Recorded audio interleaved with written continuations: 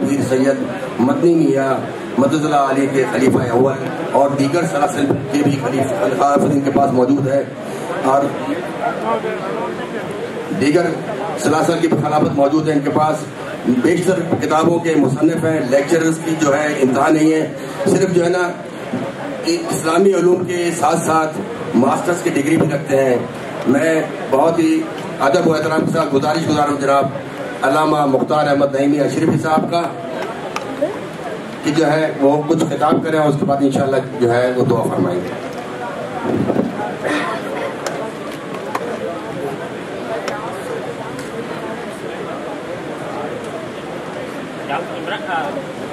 آپ لوگ تھوڑا سا قریب آ جائیں، میں آپ کی زیارت کر لوں. میری نظر ویک ہے، مجھے اینک لگانا پڑتی ہے. تھوڑی سی تشریف آئیں آگے بڑھا دیں.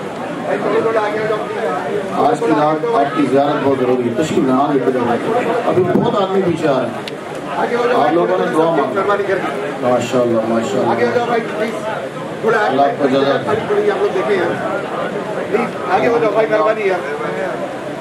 پوری جگہ خالی پڑی ہو رہی ہے. الحمدللہ المجتمع العلا والحکمت والصنع والکبریاء والعلا خالق الارض والسماء خالق الحق والنوى مالک اليوم والبشر والجزاء ما يدبر والخطا سر الله المقبول الله المخزون علم ما كان وما يكون نور الافئدة والعيون سرور القلب المحزون نعبده ونستعينه ونستغفره ونؤمن به ونتوكل عليه ونعوذ بالله من شرور انفسنا ومن سيئات اعمالنا من يهده الله فلا مضل له ومن يضلل فلا هادي له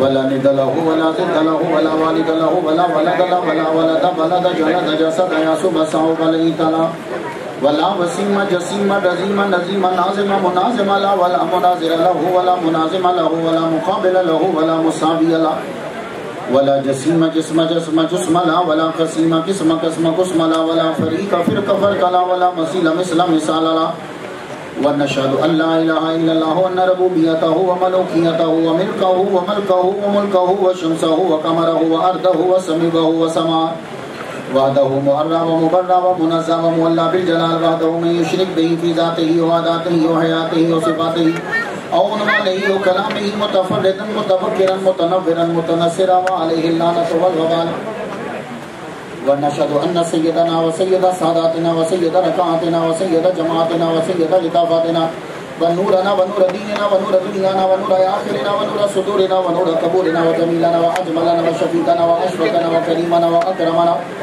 ورفيقنا وأرفقنا وأميمنا وياممنا وغوثنا ومغيثنا وغيثنا وياسنا وعوننا ومننا وعيننا وعياننا وملجانا وموانا ومولانا محمدا صلی علی محمد وعلی آل محمد کما صلیت علی ابراہیم وعلی آل ابراہیم انک حمید مجید.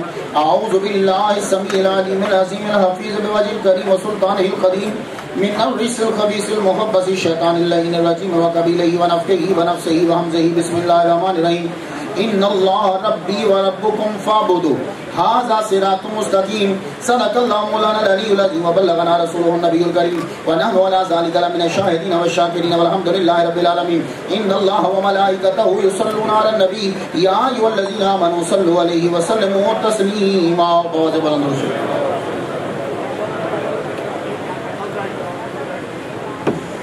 گرامی قدر واجب الاحترام بزرگوں، نوجوان بھائیوں، عزیز بچوں، اللہ تبارک و تعالی جل شانہ کا لاکھ لاکھ شکر ہے کہ جس نے ہمیں اشرف المخلوقات انسان پیدا فرمایا.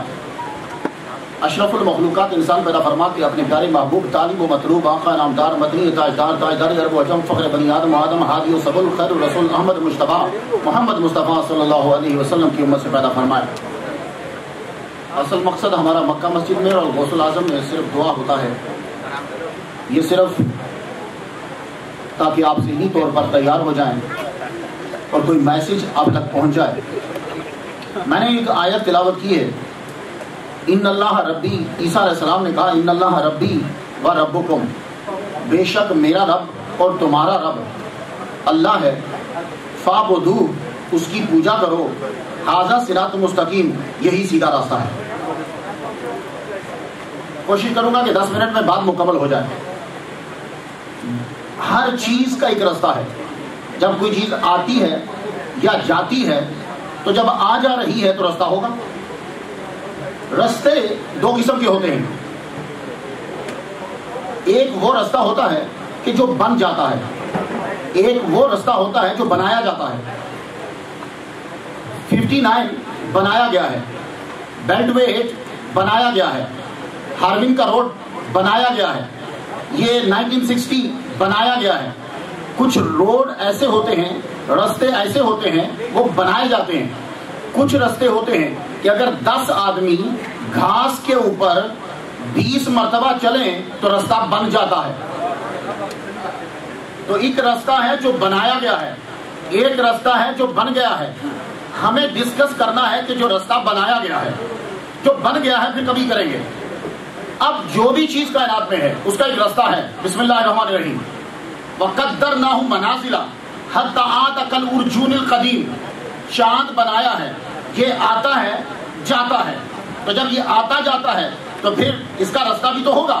یہ جب آتا ہے پتلا ہوتا ہے, پھر بڑھتا ہے, پھر بڑھتا ہے, پھر بڑھتا ہے, عروج پہ جا کے جوانی پہ پہنچ کے 14ویں کا ہو جاتا ہے, پھر گھٹنے لگ جاتا ہے. تو رب کہتا ہے کالعرجون القدیم, یہ بالکل پتلی شاخ جیسا ہو جاتا ہے. تو اس کا بھی راستہ ہے. للشمس ينبغي لها ان تدرك القمر واللیل سابق النہار وکل فی فلک یسبحون. یہ جتنے سلیکشل باڈیز ہیں یہ سب کے سب رستہ رکھتے ہیں. ستاروں کا بھی رستہ ہے, سورج کا بھی رستہ ہے, چاند کا بھی رستہ ہے, پرندوں کا بھی رستہ ہے, ہمارا بھی رستہ ہے. سب رستہ جو بھی ہے رب نے بنایا ہے. لیکن رستہ تو بن گیا, وہ دیکھنے والا ہونا چاہیے. میں جب آیا تھا تو مجھے 59 کا نہیں پتا تھا. جب آپ بھی امریکہ میں آئے تھے تو آپ کو بھی نہیں پتا ہوگا بیلٹ ویٹ کدھر ہے. پھر آپ نے پوچھا, کسی نے بتایا. تو آپ جب رستہ ڈھونڈتے ہو تو کس سے ڈھونڈتے ہو؟ رستہ ڈھونڈنے کے لیے صحیح ذریعے کا ہونا ضروری ہوتا ہے. کیا آپ رستہ اپنے بازو سے ڈھونڈ لو گے؟ ایک رستہ جا رہا ہے, یوں کرو اور کہو کہ رستہ مل جائے؟ نہیں. آپ کیا اپنی ٹانگیں مار کے رستہ ڈھونڈ لو گے 59 ٹانگوں سے پتا چل جائے؟ نہیں. میں نے کہا حضور 59 کا پتہ کیسا چلے گا؟ بولے دیکھو آنکھ سے پتا چلے گا, بورڈ لگے ہوئے ہیں. تو یہ آنکھ کیا ہے؟ نور. یہ نور نہیں ہے. میری ٹانگیں نور نہیں ہے, میری آنکھ نور ہے. تو پتا چلا کہ رستہ ڈھونڈنا ہو تو نور کی ضرورت پڑے گی. تو جب رستہ دیکھنے کے لیے نور ہونا ضروری ہے تو جو رستہ دکھانے آیا ہے اس کے پاس بھی نور ہونا ضروری ہے. اسی لیے محمد مصطفیٰ صلی اللہ علیہ وسلم کے لیے کہا قد جاءکم من اللہ نور و کتاب مبین. میں نے کتاب دی ہے اور محمد مصطفیٰ کو نور بنا کر بھیجا ہے. کیونکہ جس کے پاس نور نہیں ہے وہ نہ رستہ دیکھ سکتا ہے نہ رستہ دکھا سکتا ہے. اب کتاب کے لیے اور رستے کے لیے دونوں کے لیے نور کا ہونا ضروری ہے. ایک صاحب ساری لائٹس آف کر دی جائیں تو وہ بیچارے اپنے پیپر نہیں دیکھ پائیں گے. تو بھائی کم از کم مولوی پہ تو جلا دو. مولوی تقریر دیکھ کے کر رہا, اس کو نظر نہیں آئے گا, بھول جائے گا. تو روشنی کا ہونا ضروری ہے. کتاب پڑھنی ہو تو لائٹ کی ضرورت ہے, رستہ دیکھنا ہو تو لائٹ کی ضرورت ہے. تو اب ہمیں جو رستہ دکھانے آیا وہ کون ہے, اور جو کتاب پڑھانے آیا وہ کون ہے؟ جو کتاب پڑھانے آیا. سورہ یاسین میں رب بولا یاسین والقرآن الحکیم. یاسین کی قسم اور کتاب قرآن کی قسم ہے. تو یاسین پہلے, کتاب بعد میں, پڑھانے والا پہلے, کتاب بعد میں, محمد مصطفیٰ پہلے, قرآن بعد میں. اب کتاب پڑھنے کے لیے نور کی ضرورت ہے, محمد پہلے اور کتاب بعد میں. تو تمہیں اگر کتاب پڑھنا ہے تو محمد مصطفیٰ کے قدموں میں جاؤ. اب آ گئی, یہ تھا کتاب کا مقصد. اب آ گیا رستہ. تو کہا انک لتہدی الی صراط مستقیم. محمد مصطفیٰ تمہیں صراط مستقیم, سیدھے راستے کی طرف ہدایت دیتے ہیں. تو ہمارا نبی ہمیں رستہ بھی دکھاتا ہے, ہمارا نبی ہمیں کتاب بھی پڑھاتا ہے. دونوں کے لیے نور کا ہونا ضروری ہے. تو مسئلے کو حل کر دیا کہ محمد مصطفیٰ صلی اللہ علیہ وسلم کا جسد انور تو کیا بات ہے. آپ کے جسم کے ساتھ جو کپڑا لگ جاتا ہے ہم اس کا سایہ بھی زمین پہ نہیں پڑنے دیتے. تو اب رستہ تو آپ کو نظر آ گیا. رب نے کہا, نبی نے بتا دیا ھذا صراط مستقیم. یہ جو پوجا ہے نا, یہ جو عبادت ہے نا, یہ سیدھا راستہ ہے. فاعبدوہ, اس کی پوجا کرو. ھذا صراط مستقیم, یہ سیدھا راستہ ہے. تو ہمیں رستے کا پتہ چل گیا, یہ سیدھا راستہ ہے. فاعبدوہ, پوجا کرو. اب عبادت جو ہے یہ سیدھا راستہ ہے. تو دعا کے بارے میں محمد مصطفیٰ صلی اللہ علیہ وسلم نے فرمایا کہ دعا صرف عبادت نہیں، عبادت کا مغز ہے. اب دعا مخ العبادہ، نماز کا مغز دعا، روزے کا مغز دعا، حج کا مغز دعا، قرآن پڑھنے کا مغز دعا. قرآن پڑھنا عبادت ہے تو مغز دعا، نماز عبادت ہے تو مغز دعا، حج عبادت ہے تو مغز دعا، روزہ عبادت ہے تو مغز دعا. تو تمہاری تمام عبادتوں کا مجموعہ اصل میں دعا.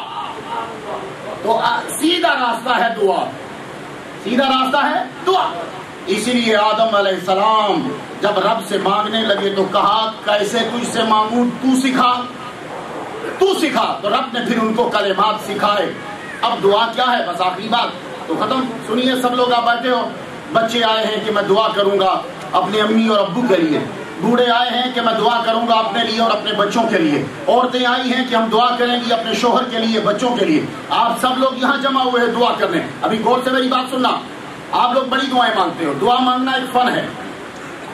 ہم لوگ جو دعائیں مانگتے ہیں اکثر ہمیں پتہ ہی نہیں ہوتا کہ ہمیں یہ مانگنی چاہیے کہ نہیں مانگنی چاہیے. بڑے لوگ ہیں جو اپنی زندگی میں دعا مانگتے ہیں یا اللہ مجھے مار دے، لیکن کچھ سالوں کے بعد رب اس کو جب بلندی دیتا کہتا او اللہ اگر تو نہ ہوتا تو میں تو پھر مر گیا تھا. اب اس کو پتا چلا کہ میں تب جو نہیں مرا تھا اچھا تھا، اگر میں مر گیا ہوتا تو اتنی ترقی کیسے پاتا. تو بھائی ہمیں یہی معلوم نہیں کہ ہمیں مانگنا کیا ہے. اب ذرا ایک دعا سن لو تو اجازت چاہتے ہیں اور پھر ہم دعاؤں میں لگ جائیں گے. ربنا ہب لنا من ازواجنا وذریاتنا قرۃ اعین واجعلنا للمتقین اماما. یہ دعا ہے نا. اے اللہ ہم چونکہ دعا ہم سے مانگتے ہیں، ایک بندہ دعا نہیں مانگ سکتا اپنے لیے. حضور صلی اللہ علیہ وسلم نے دیکھا ایک صحابی دعا مانگ رہا، یا اللہ مجھے رحمت دے دے اور حضور کو رحمت دے دے. آپ نے سن لیا، فرمان لگے اللہ کی اتنی بڑی رحمت کو دو پہ قید کر رہا ہے.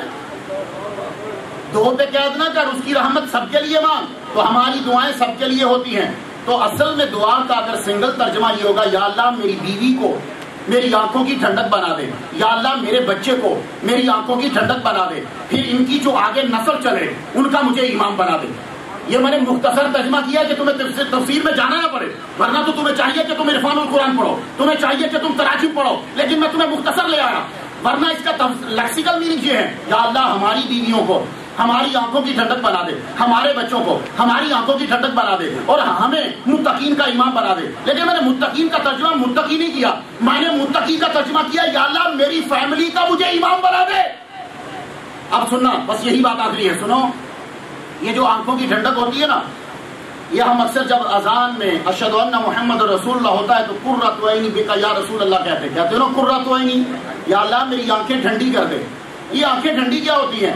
کیا ہم اللہ پاک ہمیں برف دے گا اور ہم یہاں رکھیں گے اور کہیں گے آنکھیں ٹھنڈی ہو گئی ہیں، یا ہم کھیرا کاٹ کے آنکھوں پہ لگا لیں گے؟ نہیں، ایسا نہیں ہے. تو یہ آنکھیں ٹھنڈی کیسے ہوتی ہیں؟ ایک صاحب بولے ٹھنڈی تب ہوتی جب بندہ ہنسے. میں نے کہا میں نے ایک عورت کو، دو عورتوں کو دیکھا ایئرپورٹ کے اوپر. وہ دونوں عورتیں مانگ کے مقام پہ فائز ہیں، ان کے بیٹے جو ہیں وہ جوان ہیں. ایک کا بیٹا جا رہا ہے جہاز پہ بیٹھ کے، ایک کا بیٹا آ رہا ہے جہاز سے اتر کے. دونوں مائیں ہیں، دونوں کے بیٹے، ایک کا جا رہا ہے ایک کا آ رہا ہے. اس کی آنکھ میں بھی آنسو، اس کی آنکھ میں بھی آنسو، دونوں مائیں رو رہی ہیں. ایک ماں کا بیٹا جا رہا ہے وہ بھی رو رہی ہے، وہ نوکری پہ جا رہا ہے. ایک کا بیٹا نوکری سے آ رہا ہے وہ بھی رو رہی ہے. اب تو بتا اس میں آنکھیں ٹھنڈی کس کی ہیں اور گرم کس کی ہیں؟ چپ ہو گیا. دونوں کی ٹھنڈی ہیں، دونوں کی ٹھنڈی ہیں. وہ جو جانے والے کے لیے رو رہی ہے وہ اس لیے نہیں رو رہی کہ اس کو برا لگ رہا ہے، بس وہ رو رہی ہے میرا بیٹا نوکری پہ پہنچے اور فائز ہو جائے، کامیابی مل جائے. جو آ رہا ہے وہ اس لیے رو رہی ہے خوشی سے، میرا بیٹا اپنی نوکری سے واپس آ گیا. تو بھائی اصل میں آنکھوں کی ٹھنڈک یہ ہوتی ہے کہ کامیابی مل جائے. جب تمہارے بیٹے کو کامیابی ملے گی تو آنکھوں کی ٹھنڈک ہے، تمہاری بیوی تمہارے تابع فرمان ہوگی تو آنکھوں کی ٹھنڈک ہے. تو رب نے کہا دعا یہ مانگو کہ انہیں ہماری آنکھوں کی ٹھنڈک بنا دو، کہ بیوی ہو نیک اور تابع فرمان، بچے ہوں قرآن کے تابع فرمان، بچے ہوں حدیث پر عمل کرنے والے. تو جب یہ میرا ایک پلانٹ، میرا ایک یونٹ، میرا ایک گھر جب یہ نیک ہو جائے گا، آنکھوں کی ٹھنڈک بن جائے گا، تو پھر جب ان کے بچے ہوں گے وہ بھی یا اللہ نیک کر دے. اور جب یہ سارے نیک ہو جائیں گے ان ساروں کا ثواب مجھے دے اور مجھے ان متقیوں کا امام بنا دینا. یہ آپ کو دعا مانگنی چاہیے. اور ہمارا سب سے بڑا مسئلہ امریکہ میں یہی دعا ہے. بیوی ہیں تو کچھ تو بہت نیک ہیں، کچھ کے لیے اس دعا کی ضرورت ہے۔ بچے ہمارے کچھ تو بہت نیک ہیں، کچھ کو ابھی ہمیں ضرورت ہے، ہم روتے ہیں، اور ہمیں خود کو بھی نیک کرنا ہے اور متقی کا امام بننا ہے، اپنی فیملی کو صحیح کرنا ہے۔ امریکہ میں اگر کسی بندے کے لیے جو شادی شدہ ہے، اس کے لیے اگر اس وقت کوئی بڑا مسئلہ ہے تو وہ اپنے بچوں کا ہے۔ تو خواتین و حضرات، میں نے اپنا بیان مکمل کر دیا۔ ہمیں آج دعا مانگنا ہے، آج یہاں دعا ہے، انشاءاللہ الرحمن سنڈے کو مسجد الغوث اعظم میں دعا ہے، وہاں آپ سب لوگ حاضر ہوں گے، وہاں بھی ہم دعا مانگیں گے۔ وہ 27ویں رات ہے اور آج کی رات کا شمار بھی جو ہے وہ تاخراتوں میں ہوتا ہے۔ یہ دیکھو، ایک بات یاد رکھنا، ہم نے یہ سلسلہ شروع کیا تھا آج سے 10 سال قبل، آج ماشاءاللہ ہر مسجد کے اندر ویسے ہی اسی پیٹرن پہ دعا مانگی جاتی ہے۔ ہم کام شروع اسی لیے کرتے ہیں کہ وہ کام پھیل جائے۔ لوگ تابع تو ہوتے ہیں، مانتے نہیں، تابع تو ہمارے ہی ہوتے ہیں، مانتے نہیں ہیں۔ اب یہ سلسلہ چل پڑا، ہم چاہتے ہیں یہ دعائیں ہر جگہ میں ہوں، سٹی کونسل ہال میں بھی دعائیں ہوں، واشنگٹن کے اندر بھی دعائیں ہوں۔ یہ دعا اوڑھنا بچھونا بن جانا چاہیے۔ کیوں؟ ہمارے نبی نے ہمیں دعا ہی تو سکھائی ہے۔ حج کیا ہے؟ دعا ہی تو ہے۔ روزہ کیا ہے؟ دعا ہی تو ہے۔ صبح بھی دعا، کھولو تو دعا۔ ہماری زندگی کیا ہے؟ اٹھنا، بیٹھنا، سونا، جاگنا، ہر وقت ہمارے لیے دعا ہی دعا ہے۔ ہم تو وہ لوگ ہیں کہ ہم ریسٹ روم جانے لگے تو بھی دعا ہے، ریسٹ روم سے آنے لگے تو بھی دعا ہے ہمارے لیے۔ ہم تو ہر وقت دعاؤں میں گھرے پڑے ہیں، تو یہ دعا بہت ضروری ہے۔ اور آج سن لو، آپ سب لوگوں کے پیچھے میں دعا مانگنے آیا ہوں، یہ ذہن سے نکال دیجئے۔ اور جی مختار نعیمی صاحب آئیں گے، وہ آ رہے ہیں، میں کیا ہوں؟ کچھ نہیں ہوں، صرف یہ ہے کہ آپ مجھے آگے کرتے ہو، میں آپ کے جملے۔ اور یہ دعا صرف ہیوسٹن کی دعا نہیں ہوتی، یہ پورے پاکستان اور پورے ملک بلکہ پوری دنیا میں جہاں جہاں دکھ ہے اس کا ہم تذکرہ کر کے رب سے معافی مانگتے ہیں، کیونکہ ہمارا مسلمان کسی جگہ میں ہو، پاکستان میں ہو، انڈیا میں ہو، بنگلہ دیش میں ہو، پھر انڈیا کے کسی بھی شہر میں ہو، پاکستان کے کسی بھی شہر میں ہو، وہ ہمارا ہی بھائی ہے، اور آج ہمیں انہیں اپنی دعاؤں میں یاد رکھنا ہے۔ تو آپ سب لوگ، یہ جتنے بچے آئے ہو اور آپ سب لوگ، آپ نے جو دعا مانگنا ہے میرے ساتھ، میں آپ کے ساتھ دعا مانگوں گا۔ آپ میرے پیچھے نہیں ہو، میں آپ کے پیچھے ہوں۔ مجھے اس بات کا لالچ ہے، وہ کیا لالچ ہے؟ وہ سن لو، مسجد میں ہوں، اللہ تعالیٰ قیامت کے دن ایک مولوی کو پکڑے گا، اس کے جرم ہیں، بولے گا جاؤ اس کو دوزخ میں ڈال دو۔ تیرے نامہ اعمال میں تو یہی ہے کہ تجھے دوزخ میں ڈال دیا جائے، لیکن جاؤ ہم تمہیں جنت میں بھیجتے ہیں۔ یا اللہ، وہ کون سی چیز ہے کہ جس کی وجہ سے میں جنت میں جا رہا ہوں؟ رب فرمائے گا، ایک مرتبہ تو نے دعا مانگی تھی، میری تعریف کی تھی، تو ایک اس بندے کی آنکھ سے آنسو نکلا جو کبھی نہیں رویا تھا، جو میری یاد میں کبھی نہیں رویا تھا، جا اس آنسوؤں کے صدقے سے میں تجھے معاف کرتا ہوں۔ میں اس لالچ میں آتا ہوں، اور یقین جانیے کچھ نہیں، میں اس لالچ میں آیا تو مجھے یقین ہے کہ تم لوگ مجھے اس قابل بناؤ گے کہ میں اپنے خدا کی بارگاہ میں کھڑا ہو سکوں، اور مجھے امید ہو کہ ہسٹن کے لوگوں کی آنکھوں میں آنسو آئے تھے اور ان آنسوؤں کا سبب بنا میرے جملے، اور یا اللہ مجھے ان آنسوؤں کے صدقے سے معاف کر دو۔ تو آج آپ نے خود کو معاف کروانا ہے، آج آپ نے اپنے رشتہ داروں کے گناہوں کو معاف کروانا ہے، آج آپ نے رب کی رحمت سارے لوگوں کے لیے اللہ تعالیٰ سے طلب کرنا ہے، بیماروں کے لیے، لیکن اس کے لیے شرط ہے کہ آپ کی آنکھوں سے آنسو نکلیں، اور خود کو اگر دوزخ سے آزاد کروانا چاہتے ہو تو آج اپنی آنکھوں سے آنسو نکالو۔ یہ آنسو جہاں جہاں چلتا جائے گا، اوپر سے آرڈر آتا جائے گا، اس جگہ کو، چیخ کو آزاد کر دو دوزخ سے، یہ نکلا یہاں سے آزاد کر دو، جہاں جہاں وہ گرتا جائے گا حضور فرماتے ہیں کہ دوزخ سے اس حصے کو آزاد کر دیا جائے گا۔ اور چونکہ ایسا تو ہو نہیں سکتا کہ آپ کی آنکھ نکال کے جنت میں بھیج دی جائے اور باقی حصہ دوزخ میں بھیج، ایسا نہیں ہوگا۔ تو اللہ تعالیٰ جب اس کو بھیجے گا تو اس اتنے سے حصے کے صدقے سارے حصے کو جنت میں بھیج دے گا۔ اب آپ سب لوگ تیار ہو جائیے اور آگے آگے بڑھ جائیے، دعا کے لیے سب لوگ ریڈی۔